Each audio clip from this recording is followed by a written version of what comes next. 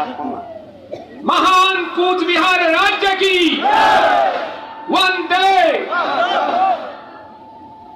आप सबको सूर्यवंशी, कछवाहा, नरूका, कुंवर राजेंद्र सिंह, बसेठ, अलवर, राजस्थान का सादर जय रुगनाथ जी की और जय शिव चंडी। मंच पर आसीन आप सबके श्रद्धा के प्रतीक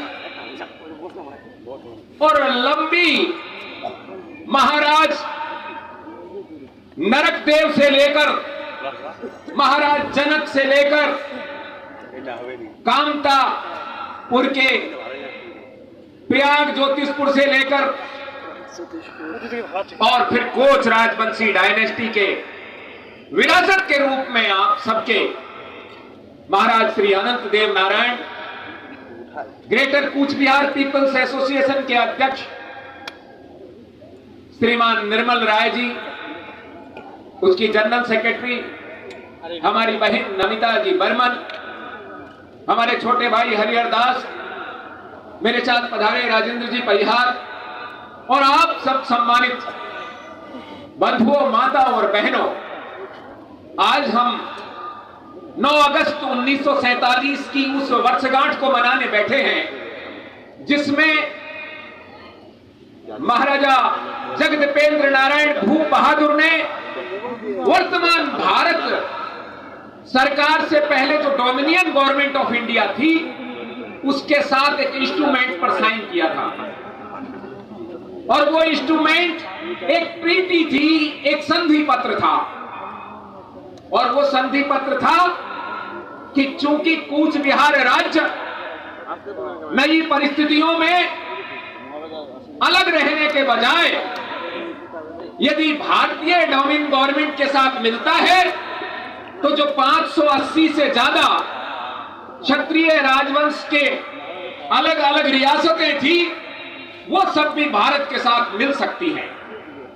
और इस रिक्वेस्ट के साथ तत्कालीन गवर्नर जनरल लॉर्ड माउंटबेटन, जो कि क्वीन एलिजाबेथ के रिलेटिव भी थे, उनके आग्रह पर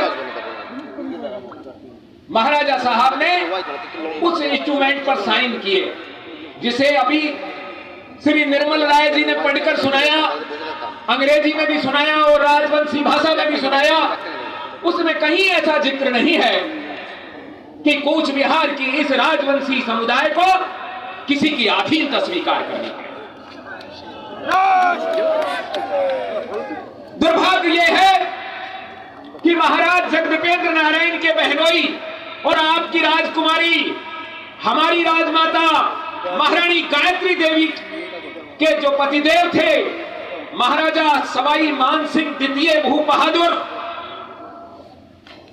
उनके जयपुर राज और महाराजा जगदीपेंद्र नारायण बहादुर के नाना बड़ौदा के गायकवाड़ मराठा राज और महाराज जगदीपेंद्र नारायण बहादुर के दूसरे बहनोई इला देवी जी के पति त्रिपुरा के राज परिवार और छोटी बहन देवास के राज परिवार, सबने अपनी रियासतों का भारत के साथ संधि पत्र पर हस्ताक्षर किया, लेकिन देश की किसी भी रियासत ने अपनी रियासत को इस तरह नहीं बंटवाया कि कुछ हिस्सा बंगाल में रह जाए और कुछ हिस्सा आसाम में और कुछ हिस्सा बांग्लादेश में रह जाए और कुछ बिहार में रह जाए। जयपुर की सीमाएं हरियाणा तक लगती हैं, मध्य प्रदेश तक और उत्तर प्रदेश तक लगती है। ब्रज क्षेत्र जिसमें बाद में महाराजा सूरजमल का राज्य बना वो उत्तर प्रदेश तक लगता है, लेकिन जयपुर राज्य केवल राजस्थान का हिस्सा है, 3 राज्यों का हिस्सा नहीं है। जोधपुर की सीमाएं पाकिस्तान तक लगती हैं, लेकिन मारवाड़ की रियासत केवल राजस्थान का हिस्सा है। गायकवाड़ महाराज की सीमाएं गुजरात, मध्य प्रदेश और महाराष्ट्र 3 राज्यों तक फैली है, लेकिन इसके बावजूद गायकवाड़ साम्राज्य केवल गुजरात का हिस्सा है। इसी तरीके से सभी रियासतों को और वहां की प्रजा को केवल एक प्रांत में रहने का अवसर मिला, लेकिन हमारे राजवंशी क्षत्रिय समुदाय के साथ एक बहुत बड़ा धोखा हुआ। और धोखा यह हुआ, आपकी कुछ संख्या असम में डाल दी गई, कुछ बिहार में डाल दी गई, कुछ को बांग्लादेश ले गया और कुछ को बंगाल में मिला दिया गया। महाराज जगदेपेंद्र नारायण बहादुर की उस दूरदर्शिता को मैं नमन करता हूं, जिसमें उन्होंने अपनी राजवंशी क्षत्रिय समुदाय के लिए अनुसूचित जाति का दर्जा देने के लिए भारत सरकार को बाध्य किया। दुनिया के किसी भी जगह भारत में क्षत्रिय समुदाय को यह लाभ नहीं मिला, लेकिन यह लाभ हमारी राजमाता गायत्री देवी के ज्येष्ठ भ्राता और आप सबके लाडले महाराजा जगदेपेंद्र नारायण बहादुर की दूरदर्शिता का परिणाम है। लेकिन दुर्भाग्य यह है कि आपको इसका लाभ नहीं मिल पाया, और लाभ इसलिए नहीं मिल पाया क्योंकि आपका राज्य की सीमाएं बदल दी गई। आज आप कूच बिहार राज्य की सीमा में नहीं रहते हैं, बल्कि आपको बंगाल का हिस्सा बना दिया गया। क्या आपको बंगाली होने पर गर्व है? क्या आपको कूच बिहारी होने पर गर्व है? क्या आपको भारतीय होने पर गर्व है? भारतीय होने पर गर्व है। हमें भारतीय होने पर गर्व है, हमें कामतापुरी होने पर गर्व है। क्या आपको राजवंशी क्षत्रिय होने पर गर्व है? हमें राजवंशी क्षत्रिय होने पर गर्व है, लेकिन हमारी इच्छा के विरुद्ध हमें बंगाल के अधीन कर दिया गया। इसका दर्द हमारे सीने में है, और ये केवल मात्र इस राजवंशी क्षत्रिय समुदाय में नहीं है, बल्कि राजस्थान के राजपूत राजवंश में भी आपके दर्द के साथ मिला हुआ है। महाराष्ट्र के मराठा राजवंश के लोग भी आपके दर्द में आपके साथ हैं। कैसा विडंबना है कि जिसने सबसे ज्यादा त्याग किया, उस महाराज जगदेपेंद्र नारायण बहादुर की प्रजा को सबसे ज्यादा कष्ट भोगना पड़ रहा है। आज दो तो राष्ट्र और 4 प्रांतों में आपको बांट दिया गया। आप जानते हैं क्यों बांटा गया? ऐसा आपको इसलिए बांटा गया कि कहीं आप एक जगह इकट्ठा होकर कूच बिहार राज्य की संस्कृति, कूच बिहार राज्य का धर्म, कूच बिहार राज्य की क्षत्रिय संस्कृति को अपनाकर उन्हें भारत के ऊपर साम्राज्य स्थापित करने के बारे में विचार ना करें। आपको भारत के साथ संधि पत्र में इसलिए जोड़ा गया क्योंकि यह बताया गया था कि महाराज जगदेपेंद्र नारायण बहादुर को नवीन भारत का सम्राट बनाया जाएगा। लेकिन बात सम्राट की करते करते आज आपको गुलाम बना दिया। अब बाध्य हैं कलकत्ता जाने के लिए, है या नहीं बताओ? आपकी राजधानी कलकत्ता है। पहले आपकी राजधानी ये कूच बिहार था, और ये राजबाड़ी जो कूच बिहार की है, यहां से आपका राज्य चलता था। मेरा और आपका संबंध तो बहुत गहरा है। राजस्थान में राजावत नाम का एक कछवाहों का कुल है, और उस कुल के मूल पुरुष है महाराजा मानसिंह आमेर प्रथम। और महाराजा मानसिंह आमेर प्रथम जब 16वीं सदी में यहां आए, तब आपके विश्व महावीर राजकुमार शुक्लध्वज वीर चिल्ला राय जी के साथ उन्होंने न केवल बंगाल उड़ीसा की रक्षा की, बल्कि यहां से लेकर अफगानिस्तान तक को भारत भूमि का हिस्सा बनाया। बोलिए विश्ववीर चिल्ला राय जी की।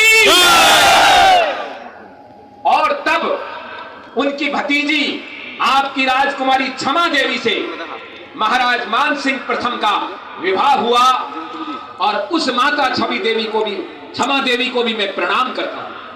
आप जानते हैं क्षमा देवी जी और महाराज मानसिंह जी का प्रेम कितना अटूट था। जब महाराजा मानसिंह प्रथम एलिचपुर महाराष्ट्र के अंदर दक्षिण में जब वीर गति को प्राप्त हुए, तो उनके साथ 2 रानियां सती हुई थी।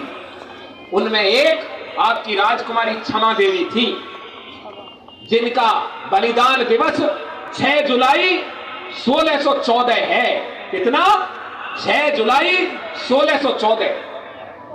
जो राजावत खाप है उसमें आपके कूच बिहारी राजवंशी क्षत्रियों का रक्त है, और उस रक्त के नाते इन राजावतों से जिन जिन के रिश्ते हुए हैं, इस संपूर्ण देश के क्षत्रियों में गर्व के साथ कहते हैं कि इस कोच राजवंश क्षत्रियों की छत्राणियों का रक्त है। इसलिए इस धरती को मैं नमन करता हूं, उसे प्रणाम।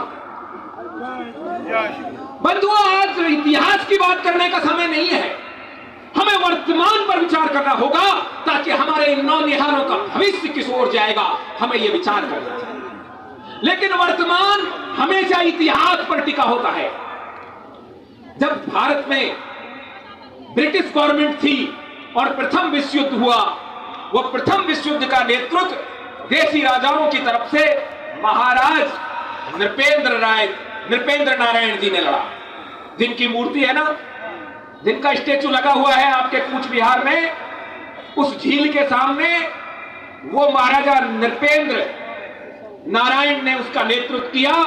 और जब द्वितीय विश्व युद्ध की बात आई, कब हुआ था द्वितीय विश्व युद्ध? 1940 के बाद। इससे पहले 1935 में भारत मिशन करके एक, जो मंत्री मिशन कहते हैं, जिसे कैबिनेट मिशन कहते हैं, उसके तहत भारत को आजादी देने की बात हुई थी। लेकिन 1940 में जब वो युद्ध छिड़ गया, तब ब्रिटिश फौजों के सामने यह चुनौती थी कि जर्मनी का हिटलर, जापान का हिरोहितो और इटली का मुसोलिनी ब्रिटिश को समाप्त कर देगा। तब ब्रिटिश गवर्नमेंट ने हमारे महाराजाओं से निवेदन किया और उसका नेतृत्व किया महाराज जगदेपेंद्र नारायण बहादुर। और उस युद्ध की क्या शर्त थी? उसकी शर्त थी कि दुनिया के सभी दोषियों को ब्रिटिश आजाद कर देंगे यदि हमने उसे द्वितीय विश्व युद्ध जिता दिया। हमने उन्हें द्वितीय विश्व युद्ध जिता दिया।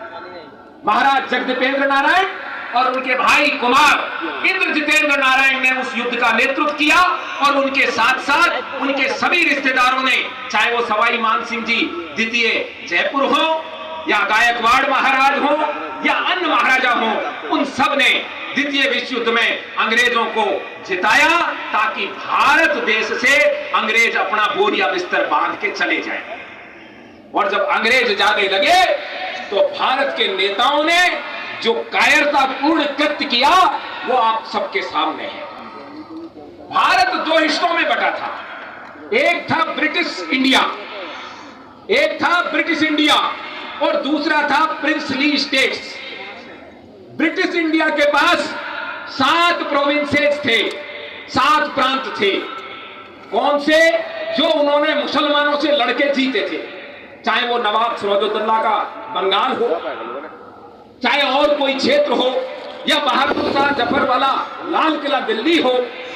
लेकिन जो क्षत्रिय स्टेट्स थे उनमें किसी में भी ब्रिटिश की हुकूमत नहीं थी। ब्रिटिश हुकूमत को ब्रिटिश भारत के अतिरिक्त प्रिंसली स्टेट में केवल मात्र एक ट्रीटी थी, और उसका नाम था फ्रेंडली ट्रीटी। क्या नाम था? दोस्ती संधि। मेरी आवाज आपको समझ बैठ रही है?